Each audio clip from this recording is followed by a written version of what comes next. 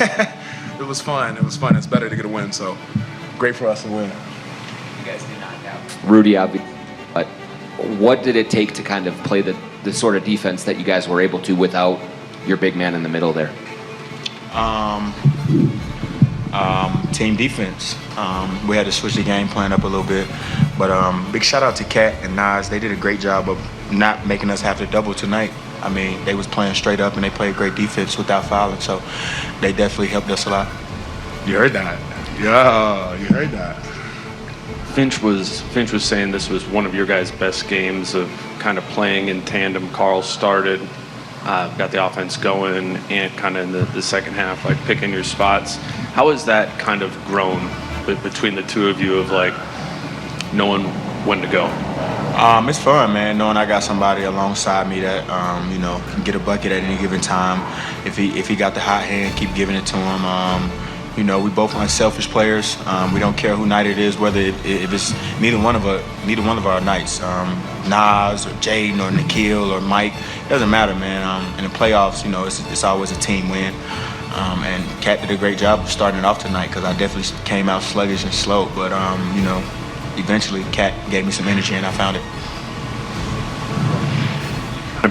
You've kind of been Nas's vet in his time here. How have you just kind of seen him grow defensively this season and obviously in what he did tonight?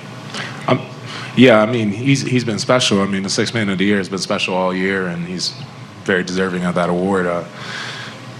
Just trying to lead by example, to be able to tell someone what to do or give them my insight, I got to be able to go out there and execute it as well. So just making sure I set the best example for him as possible and doing whatever it takes to help him in his growth. Question for both of you. A lot of teams come in, they take game one, and the idea is like, well, okay, got the split, we're good to go back. And instead you guys came out and just took this from the very start. What does that say about this team's approach to things, and what was the key to that tonight? Finch, you do a great job of putting emphasis on it's not about who win the first game. You want to win every game. So you don't want to split. You want to win 2 here and have home court advantage and then try to win 2 at home. But I do want to just shout out Jay McDaniels, man, before I get out of here. He's been phenomenal this whole playoff run and this series in particular. I think he's like a plus 51 or something, and only probably had 5 points, took 3 shots in all 2 games, and don't complain, keep guard, and keep picking up full court, and we wouldn't be the team that we are today. We wouldn't have been the team that we was in the regular season, and hopefully we can keep him out there and he keeps playing like that, man, because he's definitely the X factor of the team, and everything that he brings is we thank him so much, man. So big shout out to Jaden for sure. For sure. I got a question for both of you as well. And when you do things like you shake Reggie Jackson, you point at him, or you hit a 3 and you shrug, or you hit an 1 and you flex, what does that do for you? And then is it also like kind of dismissing that this is a stage with bigger stakes and more pressure? And then same question for Kat, what does it do for the team when Ant does those type of things?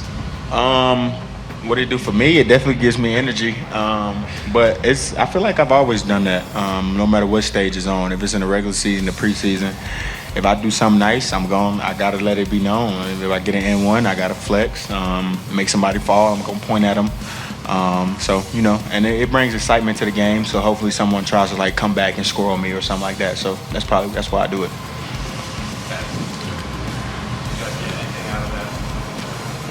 Hell no. Let me put it like this: when Ant's out there talking his shit, I know that we in for a good night. And Chris was in here earlier talking about how you guys really smelled blood in the water a little bit with the way you guys were defending. What do you think this team is learning about developing a killer instinct right now? I think we're doing a great job of just trying to just pick them up early, like put pressure on everybody, pressure the ball, pressure the passer. Don't let it. Cat do a great job of just pressuring the entry pass. Don't let it be easy. Nas fronting, Cal fronting, trying to get our hands on everything, touching, pushing, being physical. I think that leads to the defensive plays that we make. And like I said, man, once again, Jaden was everywhere tonight. steals, deflections, blocks, rebounds. He was everywhere tonight, man. So, you know, he plays a major role in all of those defensive efforts that we have out there.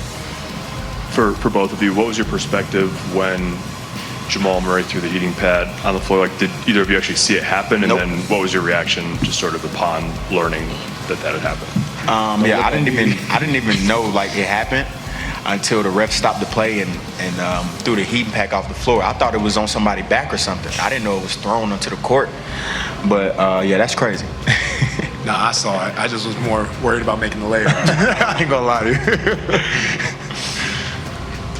For either you guys or both, a lot of people who had Finch's surgery would have just sat on the couch for a week. But what did it mean to you guys that he came and kind of probably pushed through a lot of pain to make this trip? I mean, it definitely meant a lot because for someone like me who just came off surgery on my knee and was nowhere near as major as his, I can imagine the doctor told him not to travel and not to fly, and Finchy said, hell no, I'm going to be there for my team. So the leader of our team, you know, when you have someone who's willing to fight like that, you know, of course his troops are willing to fight just as hard for him. That's the perfect answer.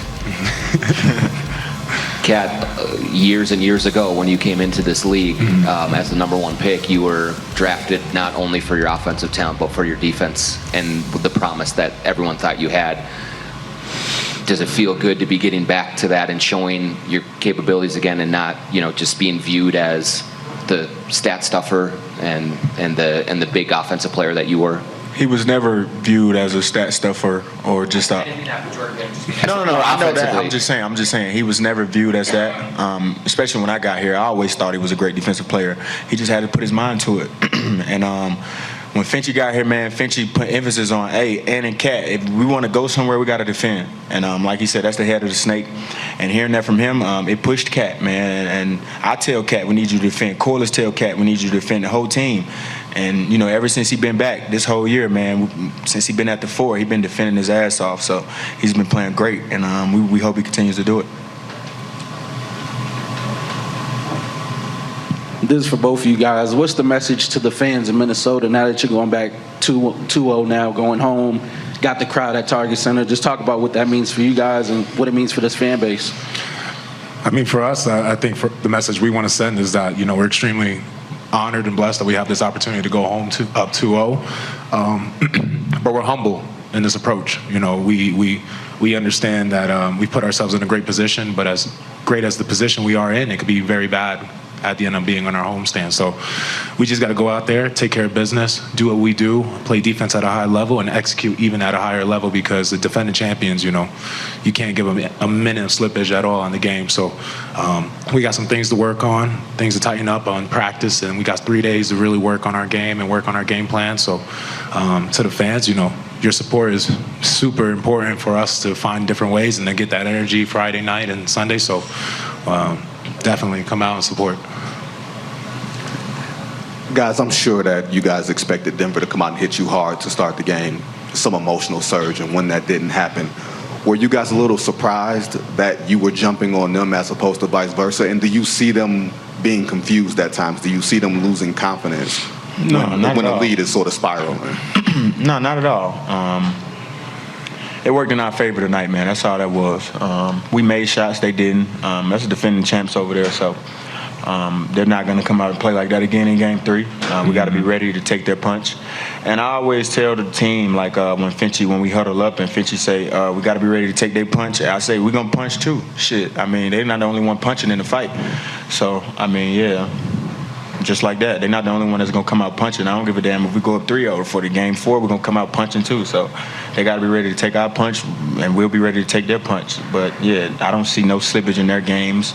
They just missed shots tonight. They'll be ready to go Game 3, and we will be.